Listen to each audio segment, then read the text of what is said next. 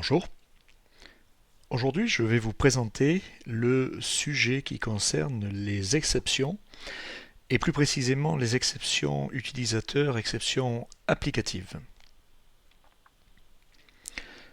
Un des points forts de notre système PackDrive 3 et du template réside dans la gestion des exceptions du diagnostic. C'est quelque chose de très puissant, très souple, on peut générer un fichier, on peut précisément savoir a posteriori tout ce qui s'est passé dans un produit, dans une machine, et savoir pourquoi, enfin, interpréter et comprendre pourquoi il est arrivé ce que l'on souhaite investiguer. Donc par défaut, les exceptions qui sont gérées dans le template en particulier concernent principalement les problèmes motion liés au drive, par exemple des tracking déviations, des erreurs d'axe, des erreurs de phase, des erreurs de codeur, d'inversion de câblage, ou des problèmes système dans le LMC, c'est-à-dire des divisions par zéro, des problèmes de connexion réseau, des problèmes mémoire, des problèmes de watchdog, voilà, des problèmes système.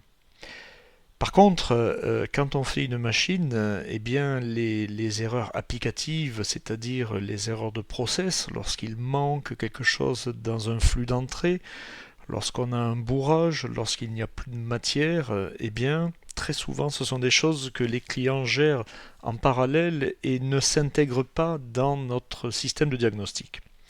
C'est quelque chose qu'on peut faire. On va pouvoir ajouter des exceptions applicatives dans la visu, dans la structure des exceptions et dans le fichier de diagnostic.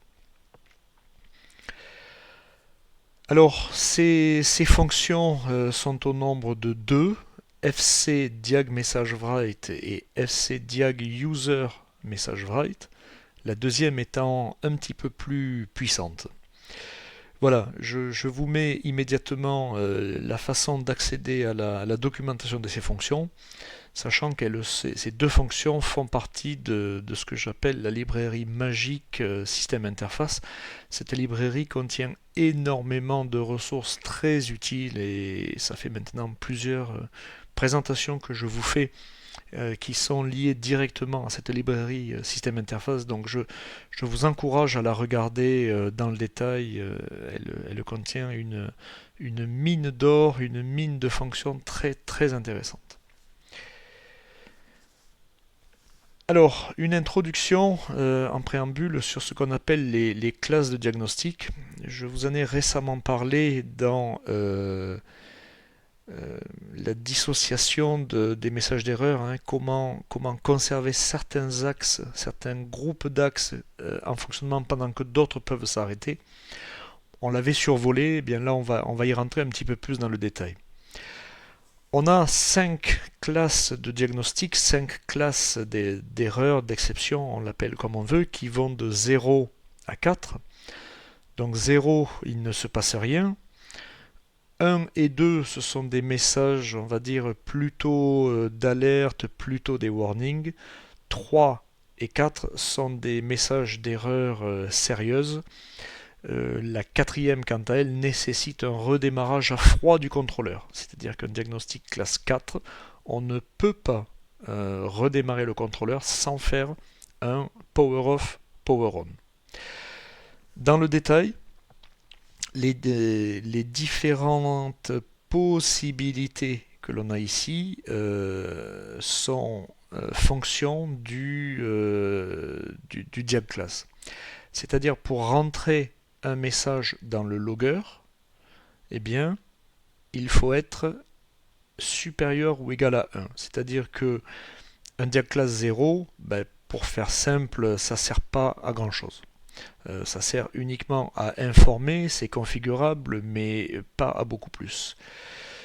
Le deuxième, je ne rentre pas dans le détail.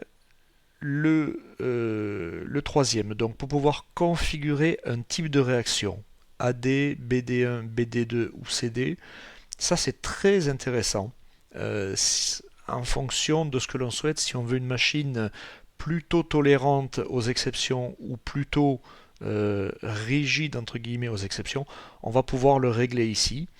Et pour cela, il va falloir utiliser le diagnostic classe 3.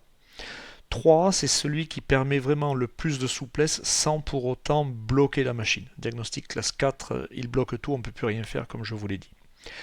Ensuite, informer le programme, créer des alertes. Alors, informer le programme, on va l'avoir quel que soit le diag class. Activer la LED erreur, ça c'est la LED rouge qui va clignoter sur le contrôleur. Donc ça, on l'a pour les diag class 3 et 4. Le device, la configuration, je ne rentre pas dans le détail. Retenons simplement des vraies erreurs, on va choisir entre 3 et 4, et des warnings, on va choisir entre 1 et 2. Ce sera à vous de voir ce que vous voulez en fonction de votre application. Simplement, sachez que cette notion de diag class existe et qu'il est important d'en tenir compte, de choisir où est-ce que l'on souhaite se placer dans la gestion des erreurs applicatives. Comment est-ce qu'on accède à cette classe de diagnostic? Eh bien, dans Machine Expert, on va aller au sommaire de l'aide par content. Voilà. Et puis ensuite, je vais suivre le chemin d'accès. Donc, Machine Expert V2 Software Diagnostic. Alors, V2 Software Diagnostic. Puis, PackDrive System Diagnostic User Guide. Et là, on va aller dans, je crois, General Information. Alors, voilà. Voilà. Voilà donc comment on va retrouver, réaccéder à cette page. Très important. Je vous montre le cheminement depuis le début pour y accéder. C'est important car bon, il arrive qu'on ait du mal à retrouver la source d'information. Là, je vous l'ai montré. Les classes de diagnostic. Le programme donc que je vais vous présenter, alors bien, tout simplement fait appel à ces deux fonctions de la librairie System Interface. Entre guillemets, la plus complète, c'est celle-ci, où on peut spécifier un code d'erreur. Ça, c'est très intéressant quand on veut pouvoir faire de l'analyse a posteriori. Donc, un code de diagnostic et dans cette fonction-là, on peut utiliser un texte de message d'erreur qui peut aller jusqu'à 55 caractères. Le premier paramètre étant le diag class dont je viens de vous parler entre 0 et 4. L'autre fonction plus simple ne permet un message de diagnostic que de 15 caractères maximum, donc c'est moins riche, et les codes de diagnostic sont fixés directement en fonction du numéro que l'on va donner. Donc on peut donner du diag class de 1 à 4, mais le code en 80 quelque chose sera fixé automatiquement par cette fonction. Alors, cette section de programme, on imagine que c'est une fonction applicative. Hein. Là, on n'est pas du tout dans le template motion. Et je l'appelle en parallèle à la suite du template motion, donc dans le main machine, tâche à 10 millisecondes. Voilà, donc on est vraiment dans un contexte applicatif, hein. On n'est pas dans le template motion. Et au moyen de bascule RS, donc je vais pouvoir provoquer donc soit la FC diag user message write, soit celle qui est plus simple, FC diag message write. Voilà. J'ai donc 6 bascules RS pour faire ce dont j'ai envie.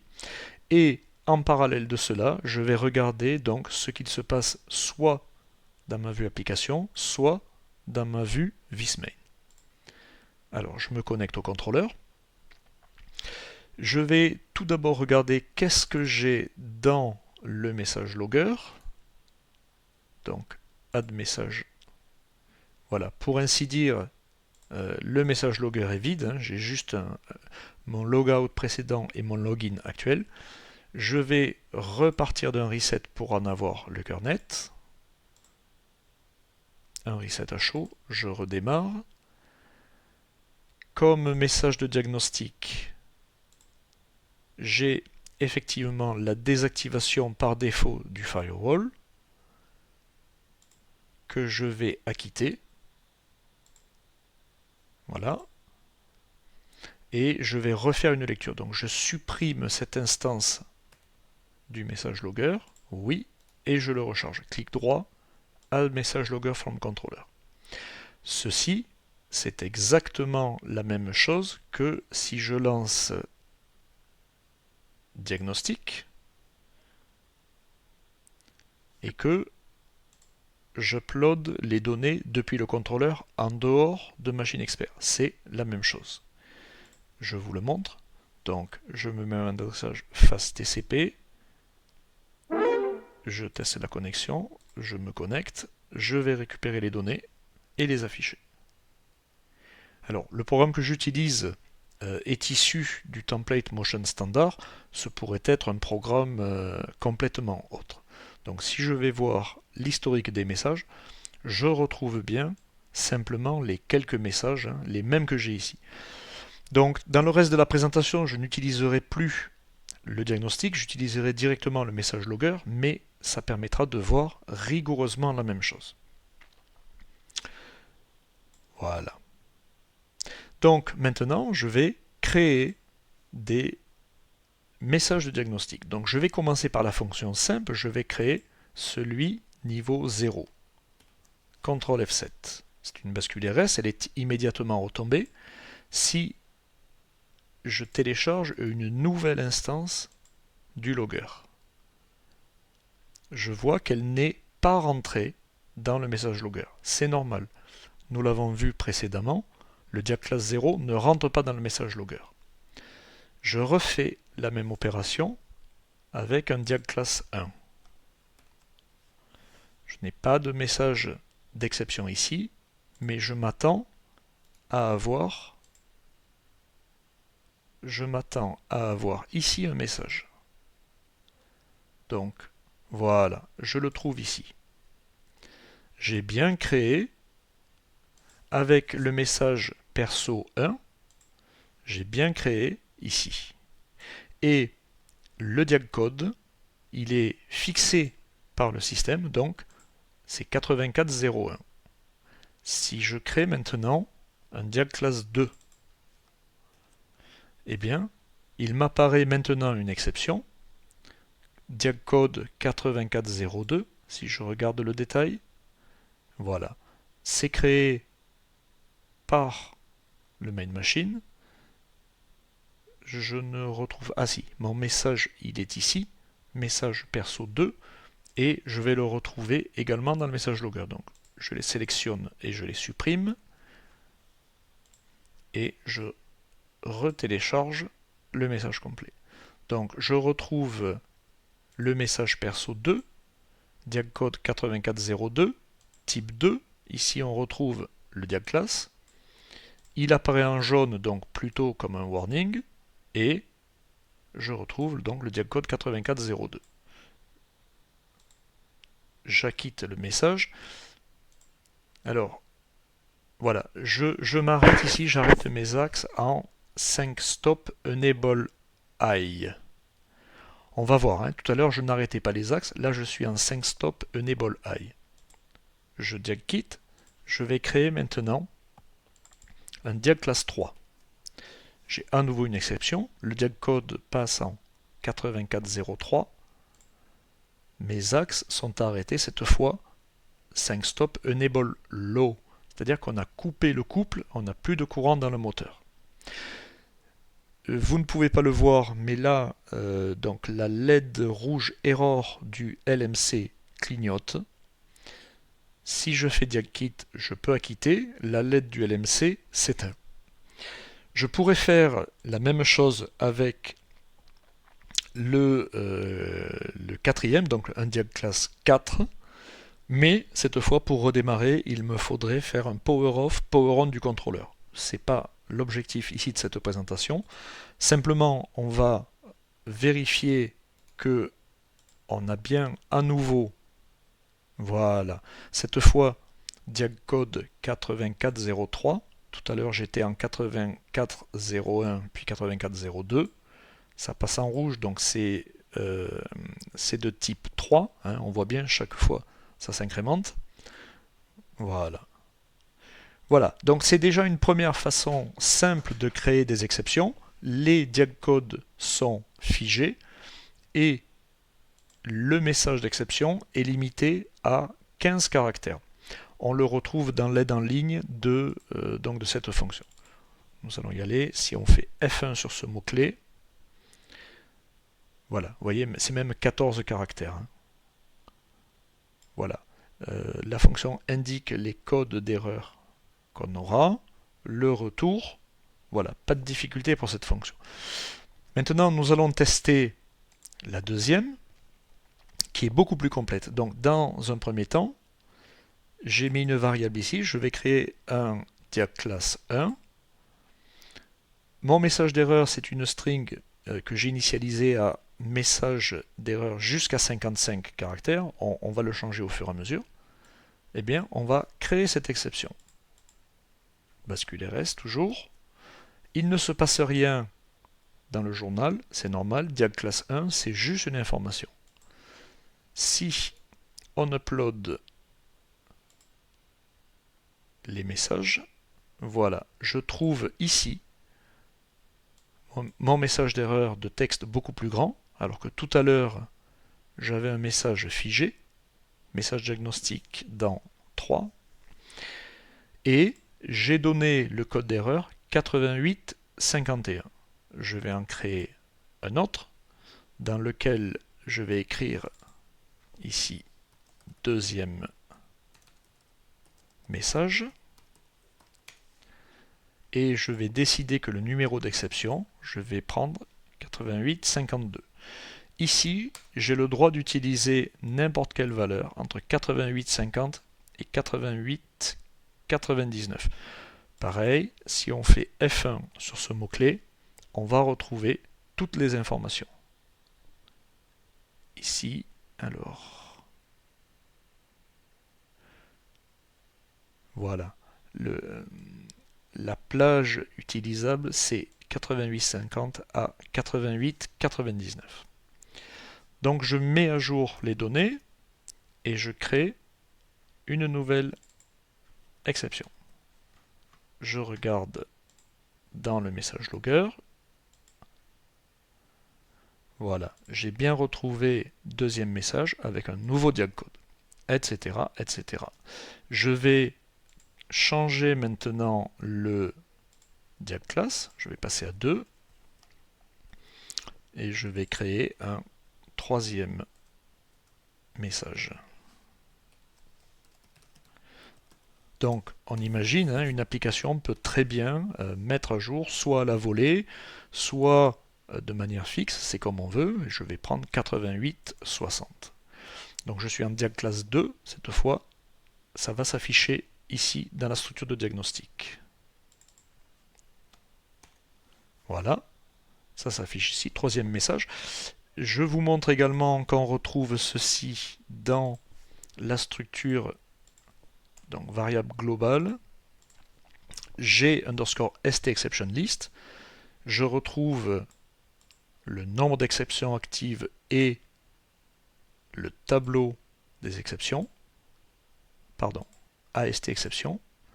La première, c'est celle que l'on vient de rentrer, c'est-à-dire on retrouve le texte troisième message, on retrouve le diagcode 8860. Voilà, on retrouve ces informations-là. On les a donc dans la structure d'exception, GSTExceptionList. On les a sur la visu qui utilise cette structure et on les a dans le message logger. Je pourrais vous montrer également pour aller les retrouver dans le diagnostic.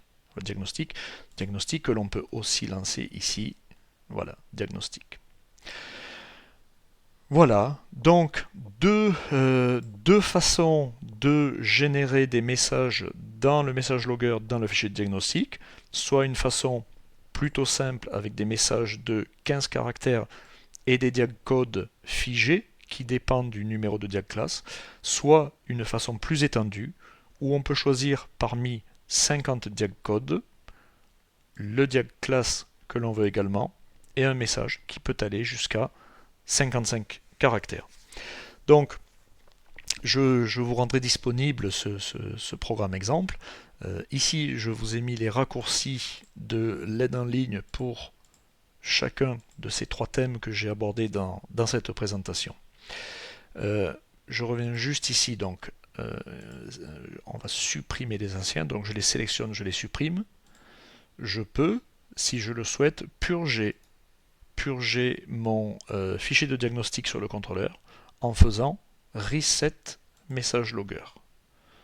Oui, je supprime. Et si je fais un nouvel upload, maintenant mon fichier est vide.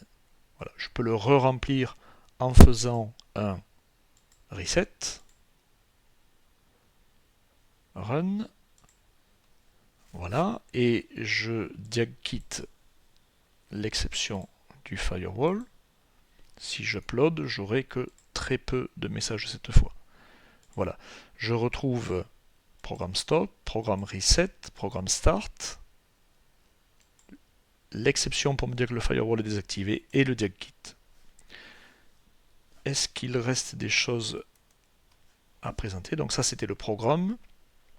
Voilà, comme je vous ai dit, le message logger, on le retrouve soit ici dans cette vue message logger en étant connecté à Machine Expert, soit par l'outil de diagnostic quand on est offline, dans une approche maintenance.